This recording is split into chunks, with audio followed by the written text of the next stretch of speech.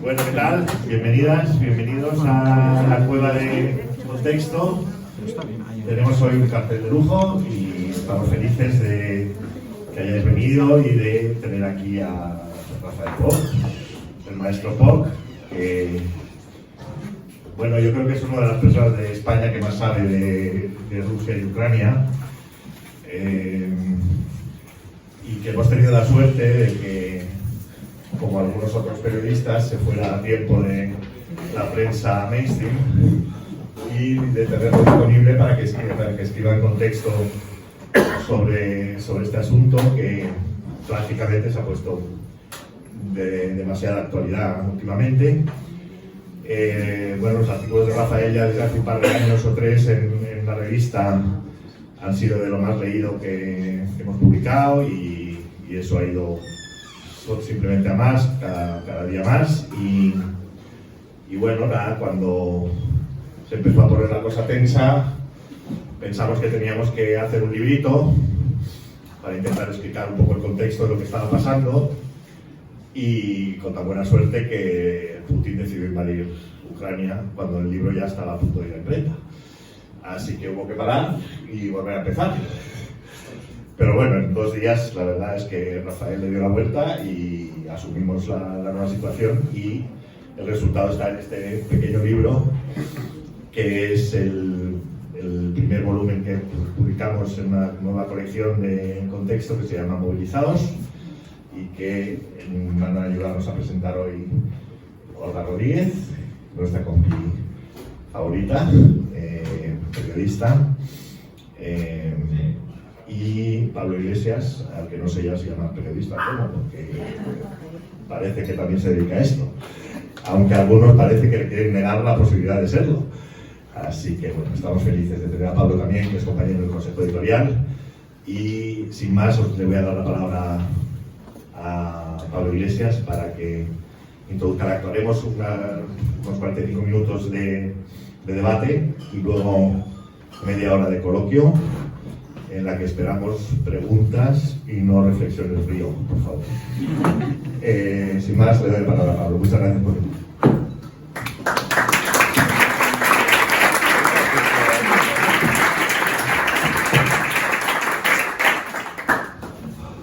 Buenas tardes a todos y a todas. Gracias a Contexto por hacer posible este libro, por hacer posible este acto, y muchas gracias a Olga y a Rafael por estar aquí. Voy a ser breve porque hemos venido todos a escuchar a Rafael. Ahora mejor. Pero no se graba, ¿no? Sí, se está grabando. Entonces, yo había leído hace años a Rafael Poch y me había interesado tanto lo que escribía que le pude hacer una entrevista, las entrevistas estas que hacía yo de otra cuenta de tuerca, porque es alguien que es capaz de explicar cosas difíciles, o cosas difíciles para alguien que se mueve digamos, en nuestras coordenadas intelectuales de la izquierda española. Entender China, entender Rusia, entender Europa del Este no suele ser algo sencillo, y más para los que no somos capaces de leer en ninguno de esos idiomas. Y Rafael Poch presentaba textos con un nivel de calidad que, por desgracia, no es algo muy frecuente en el periodismo. Y en lo que tiene específicamente que ver con la invasión rusa de Ucrania, y ahí es donde creo que este tipo de diligencia tiene muchísimo valor, Rafael Poch representaba o representa, a mi juicio, un mar de sensatez en un contexto donde la sensatez no es lo más habitual, ni siquiera en las reflexiones intelectuales de la izquierda. Yo no sé qué pensaréis vosotros y vosotras, pero yo he tenido la sensación de que la invasión rusa de Ucrania ha generado 2 efectos paralelos muy intensos en la izquierda. Uno de ellos creo que ha ido en la dirección de normalizar y asumir la OTAN como un actor democrático y, digamos, entender que se podía entender las claves de este conflicto estableciendo paralelismos con la guerra civil española y, digamos, con una serie reflexiones que yo no sé si muchas veces estaban motivadas por el rigor intelectual o por una suerte de oportunismo y no alejarse del mainstream de los medios de comunicación, que están, digamos, jugando un papel determinante para entender cómo se traduce mediáticamente el conflicto, y luego otra parte de la izquierda que yo creo que vive en la nostalgia de la Guerra Fría, que muchos califican de rojipardos, que identifican a Rusia con la Unión Soviética y entienden que las complejidades geopolíticas en cualquier caso tienen que empujar a cualquier actor que pueda desafiar lo que representa en términos geopolíticos los Estados Unidos, y a partir de ahí yo creo que se han difundido una serie de insensateces que además contribuyen a alimentar el otro relato. A mí no me gustan ninguno de los dos y digamos que quedarse en esa posición creo que no es algo sencillo, y en general los que desde posiciones de responsabilidad política se han querido mantener ahí han sido atacados por unos y por otros, y ahí es donde creo que la reflexión de Rafael Poch aporta una cosa muy poco frecuente en contextos de guerra y de propaganda mediática, que es rigor, y asumir que buena parte de los conflictos políticos se explican con tonalidades grises. Que sean tonalidades grises no quiere decir que haya que excluir ni muchísimo menos la ética y los valores de esa reflexión, pero, por decirlo en una frase, creo que Rafael Poch es lo contrario a la propaganda para entender la guerra de Ucrania, viniendo de alguien además que sufre, digamos que incluso que sufre en lo físico, lo que significa esa invasión, y eso se nota en sus artículos y se nota en estas páginas, porque es alguien que ha estado allí, es alguien que puede entenderse en su propio idioma con algunos de los protagonistas, es, digamos, alguien que no ha conocido determinadas cuestiones por la televisión, sino que le produce otro tipo de angustia lo que está pasando, y os recomiendo a todas y todos que leáis el libro. Se lee muy rápido, yo lo devoré en 3 o 4 viajes de coche de Madrid a casa, y desde luego de las cosas que yo he podido leer es quizá el mapa más útil para tratar de entender algunas cosas de lo que está pasando. Por mi parte, nada más, os dejo con una de las periodistas más valientes que yo conozco, y no es palabrería, no es, digamos, elogio gratuito, al contrario, normalmente en el periodismo el valor se paga, y el valor se paga, digamos, con tener que estar en situaciones profesionales muy diferentes a las que ocuparías si hubiera sido como la mayoría y si hubiera sido valiente, y creo que ahora es una de las mejores periodistas de este país, precisamente por haber apostado siempre por el rigor, por el valor y por la decencia, que en estos tiempos tampoco es algo tan frecuente.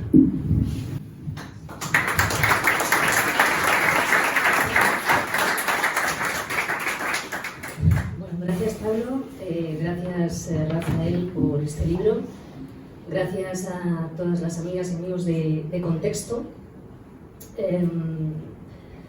Cuando leía el libro de Rafa Poch, pensaba en el ambiente que hay en estas semanas, ¿no? Yo a Rafa le he conocido personalmente hoy, creo que no habíamos conocido en ninguna otra ocasión, pero le sigo desde hace tiempo, y es una persona que lleva mucho tiempo dándonos las claves como corresponsal in situ, en Moscú, en Pekín, en otros lugares, profundizando, contextualizando, y esta es una palabra importante hoy que estamos aquí en la sede de Contexto, ¿no? E intentando contestar a todas las preguntas que el periodismo debe contestar, ¿no? Que son, pues, las famosas W, ¿no? El qué, el quién, el cuándo, el dónde, y también el por qué. Y contestar al por qué es muy importante y contribuye a contextualizar. Decía David Simon, periodista estadounidense, reconvertido en un excelente guionista en series de televisión tan estupendas como The Wire, que el por qué es lo que distingue el periodismo de un juego de niños. Y no hay duda de eso. Cuando vamos a congresos internacionales, los periodistas de toda procedencia, coincidimos en señalar que hay una crisis en el periodismo en el momento en el que no se contextualiza, y que contextualizar es fundamental. ¿Y qué ha ocurrido estas semanas? Que de repente hemos visto que algunas personas han estigmatizado la labor de contextualizar, empleando esa palabra, contextualizar. Y a mí esto me preocupa, porque bueno, yo estoy convencida de que cualquier académico de la Real Academia de la Lengua, si ve que se emplea la palabra contextualizar como sinónimo de justificar, se llevaría las manos a la cabeza. Entonces no solo se está poniendo en relieve en algunos lugares, afortunadamente en otros muchos no, pero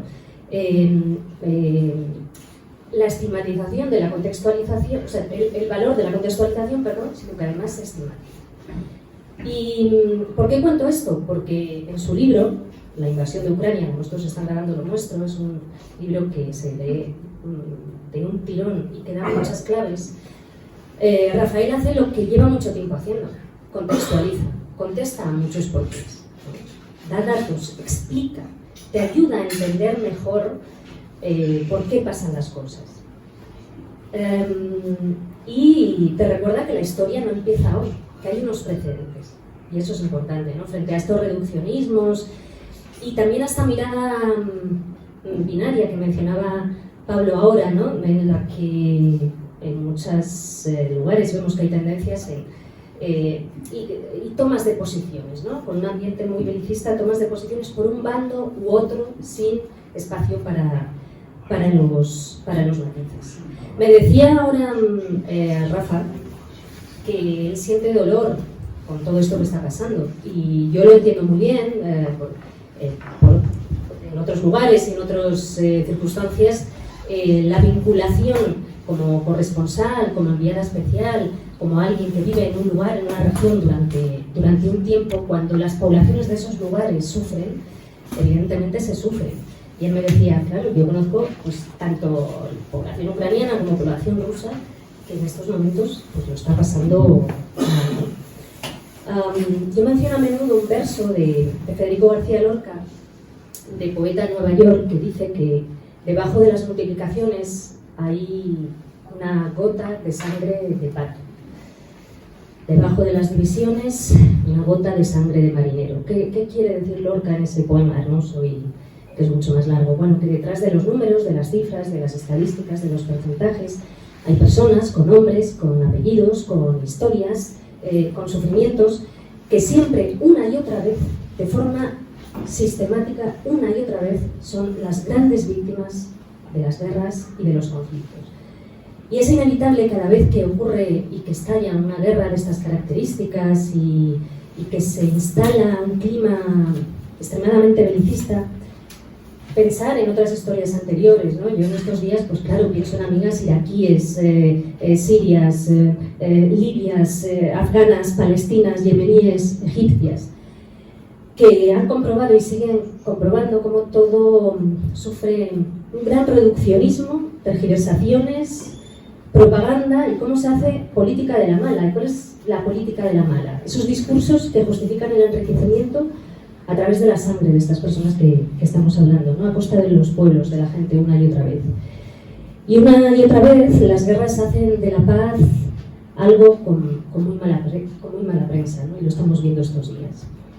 Y después de las guerras hay un día que alguien dice que ha llegado el después. Entonces se van los focos y se van las cámaras, pero ese después en realidad sigue siendo una guerra, ¿no? Y en ese después la gente sufre empobrecimiento, fragmentación, militarización de la sociedad, enfrentamientos, escenarios convertidos en un polvorín, dolor durante generaciones. Quizás, solo quizás, aún estamos a tiempo de evitar ese después a la población ucraniana, ¿no? Bueno, antes de dar paso a Rafael, que tengo muchas ganas de escucharlo, me acordaba también, mientras leía su libro, de lo que decía Kapuscinski, ¿no? Sobre lo que es el buen periodismo, sobre lo que debe ser el buen periodismo. ¿Y qué tiene que pretender? Bueno, pues el buen periodismo tiene que pretender intentar contribuir a ayudar a la humanidad e intentar evitar el odio y la arrogancia, ¿no? No fomentar el odio y la arrogancia. Y a mí esto siempre me sirve de baremo en el oficio, también como espectadora o como lectora, ¿no? ¿Qué tipo de periodismo es el que tengo delante? El que está intentando contribuir, ayudar a la humanidad, dándonos claves para explicar, o el que está fomentando el odio y la arrogancia. Y si vamos a la RAE, odio es sinónimo de enemistad, y la enemistad es una de las herramientas necesarias para la guerra, ¿no? Y yo creo que frente a esto es importante tener una ética periodística capaz de distinguir las líneas rojas y de defender los derechos humanos, de poner la lupa en los crímenes y las atrocidades, y por supuesto, en estos ambientes belicistas como el que ahora vivimos, pues capaz también siempre de echar más leña al fuego del odio. Bueno, os recomiendo muchísimo este libro, de nuevo. La labor que ha hecho Rafael Poch es importantísima, la que lleva haciendo muchísimos años. Ser experto en una región, en un tema, tiene un valor.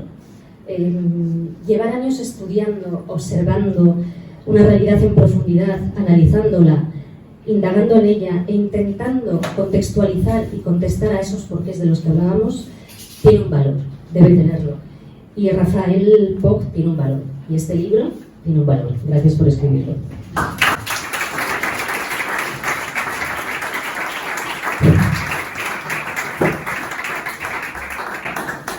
Bueno, gracias a los dos por esta presentación tan elogiosa e merecida.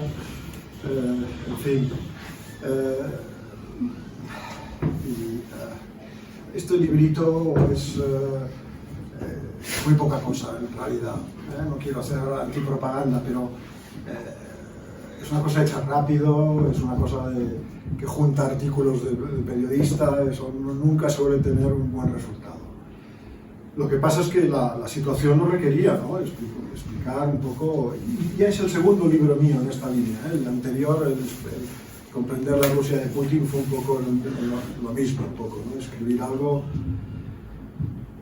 más, sobre todo al notar que realmente lo que se está publicando es malo, es tan malo que realmente hay que decir algo, ¿no? Y bueno, eso tiene un precio.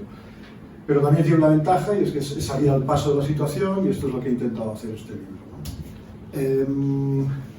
Es un pequeño milagro que a 2 meses de empezar la guerra todavía aguante, ¿no? Porque era realmente complicado, ¿no? Yo creo que el último artículo, que es el primero, ¿no? Se escribió el día 26 y la historia empezó el 24, ¿no? Bueno, ahí se lanzan las líneas maestras, yo creo, de lo que puede pasar, y yo sigo en ellas, ¿no? Es decir, no he cambiado demasiado, ¿no? Hemos recibido, sí, más información, y luego hablaremos de eso. Podríamos engordar mucho el libro, con muchos más datos. Pero las ideas fundamentales se mantienen 2 meses después, ¿no? A pesar de ser un libro, un instant book, como dicen los anglosajones, ¿no? Yo quiero subrayar, en esto tenemos muy poco tiempo y son tantas las cosas que hay que decir, que estos días que hago muchas charlas, siempre me encuentro con el mismo problema, ¿no? El deprisa, ¿no? Hay que explicar tantas cosas en tan poco tiempo, y tantos años son los que han pasado, porque esta guerra tiene una perspectiva de 20 años, ¿no? Y tiene una crónica de pocos años también muy detallada, y la gente no sabe nada de esto, ¿no? La gente se cree que esto empezó anteayer, ¿no? Que empezó el 24 de febrero, y viene de muy atrás, ¿no? Para nosotros, que estuvimos presenciando toda la expansión de la OTAN desde Moscú, es que, vamos, estaba clarísimo que esto iba a petar un día u otro, ¿verdad? Pero como no... Ella es Georgina Olvera. Pero como de esto no se informaba, pues es una sorpresa, ¿no? Y yo me encuentro ahora un poco explicando qué es eso, que la Guerra Fría se cerró en falso, de este tipo de cosas, que es como explicar desde los años 50 a alguien la Guerra del 14, ¿no? Entonces, porque también nos hemos hecho mayores, han pasado años, y oye, hay gente que no había nacido entonces todavía, ¿no? En fin. Pero centrándonos un poco en la actualidad, yo quiero deciros una cosa que me parece fundamental, es que hay que tomarse en serio el peligro de la situación en la que estamos. El peligro de la situación, y tomarse en serio también la posición de los dirigentes rusos. Hay que tomarse en serio todo esto que dicen. Y lo que dicen es muy gordo, ¿no? Miércoles Putin hizo una declaración que dice textualmente que si a alguien se le ocurre inmiscuirse en esta situación de una forma y nos plantea una amenaza estratégica, de carácter estratégico, tienen que saber, vuelve a decir, que se encontrará con una respuesta fulminante y rápida por nuestra parte, tenemos los medios para hacerlo, tenemos todas las decisiones para esto ya se han tomado, o sea, un poco volver a la idea de la amenaza nuclear, ¿no? Y hoy el boletín de los científicos atómicos, esa publicación que fundó Einstein en los años 40, publica precisamente un artículo de diversos expertos, ¿no? Hablando del peligro de que puede Putin utilizar el arma nuclear, y hay muchas opiniones, ¿no? de expertos, de militarotes americanos, y bueno, en general se lo toman en serio, ¿no? Quiero decir con esto, no quiero decir con esto que Putin está loco, sino todo lo contrario, quiero decir, que no se puede arrinconar a una potencia nuclear, ¿no? Y esto vale para Rusia, pero vale también para Corea del Norte, ¿verdad? O sea, hay que hacer otro tipo de políticas, y aquí están jugando con fuego. En el caso de Rusia, la gente no entiende que es a la vez un país poderoso y frágil, la peligrosidad está ahí. La peligrosidad está en que está perdiendo esta guerra o que no la está ganando. Ese es el peligro, que no gane la guerra, ¿no? El gran peligro. Puede sonar un poco estrambótico, pero es así. Es así. Porque precisamente si en esta guerra convencional fracasa, es cuando el otro recurso, el gran argumento, puede plantearse. Me refiero al uso de armas ya más de destrucción masiva. ¿Pero por qué iban a recurrir a algo así? Pues porque Rusia no puede perder esta guerra sin perderse ella misma, ¿verdad?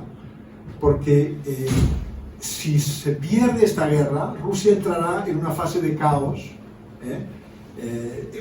no digo que es 100%, pero que es muy posible que entre en una fase de quiebra, una fase de caos, y el caos en Rusia convertirá en un chiste lo que estamos viendo ahora en Ucrania. La historia del siglo XX ruso está ahí, y tiene como característica pues tres aspectos, ¿no? El derrumbe socioeconómico, la invasión extranjera o el derrumbe de las instituciones. Son tres vectores de la crisis rusa en el siglo XX, ¿no? Y hay una ley que nos sugiere que si cualquiera de estas crisis se produce, introduce a las otras dos, ¿no? Y eso es lo que pasó en el siglo XX en Rusia. Tuvieron las tres cosas, ¿no? Entonces, mucho cuidado con esta Rusia, porque es sustancia inflamable y es muy frágil, ¿no? Por tanto, vamos aquí a la cuestión de armar a los pobres ucranianos, a los agredidos, ¿no?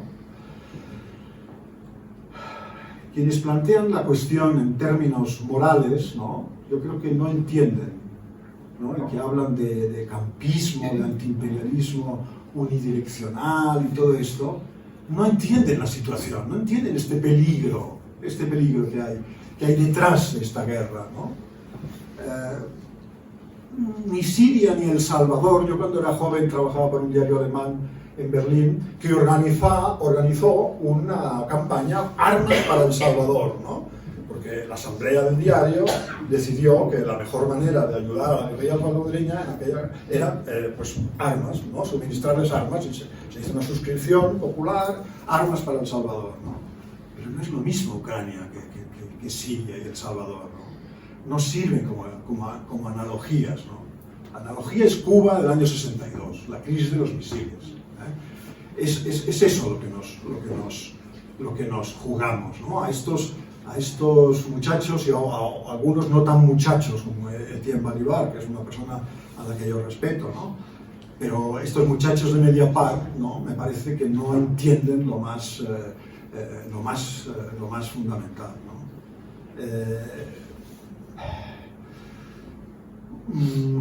En el mundo, es verdad, hay muchas oligarquías corruptas y no solo la rusa y la china, ¿verdad? O sea, tenemos la nuestra, que es la principal, ¿no?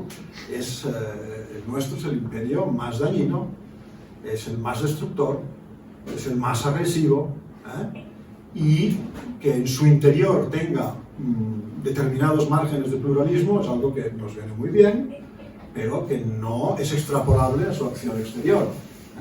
Y lo mismo podemos decir de Rusia y de China, que son países que en su interior no tienen nada de democráticos, ¿no? Pero que en su acción exterior, pues, en principio, ¿no? Ahora, diciendo esto con la crisis de Ucrania, pues puede sonar irónico, tienen otro tipo de comportamiento, ¿no? No lanzan bombas los chinos desde el año 79, la última guerra que hicieron fue contra Vietnam, se rompieron los dientes, y Vietnam era su patio trasero, estaba ahí al lado, ¿no? Y lo mismo que estamos viendo ahora en Ucrania. Ucrania no es Irak, no es Vietnam, es casi Rusia, como dice Putin, ¿no? Luego podemos hablar de las enfermedades de Rusia y de todo esto, pero quería clarificar un poco esto, ¿no? Porque bueno, veo que hay esta deriva, ¿no? Esta deriva que parte del hecho de no tomarse en serio el peligro de la situación, ¿no? Hemos de mirar la geografía, hemos de mirar los hechos de guerra, ¿no? Hemos de mirar, sí, esta barbaridad de Ucrania provocará unas decenas de miles de muertos, sí, quizá más, si se extiende mucho en el tiempo puede ser muy dramático, ¿no? En Chechenia hubo 50.000 o 60.000 o 70.000 muertos. Todo esto es terrible y son crímenes de tipo imperial, ¿no? Pero hemos de cotejarlo también con lo que se ha hecho desde Occidente estos últimos años, ¿no? Desde el 2001 para allá. Siempre cito este estudio de la Universidad Brown de Estados Unidos, el coste de la guerra, ¿no? donde pues, se dan los números de todas estas barbaridades que hemos presenciado desde Afganistán hasta Libia, pasando por Irak, Siria, etc. Es verdad que en Siria también hay responsabilidad de los muertos rusa y iraní, pero que el conflicto, que la protesta contra el Assad derivara en una guerra civil del tamaño que ha tenido, eso o sea, la responsabilidad de eso me parece que hay que buscarla en los países del Golfo, en Occidente, en Estados Unidos, en Europa, O sea que... Y lo mismo podríamos decir con Libia, ¿no? Ojalá pudiéramos volver al régimen de Gaddafi, ¿no? Del carnicero Gaddafi, ¿no? Pero comparado eso con la destrucción de una sociedad, pues evidentemente es mejor una dictadura, ¿no?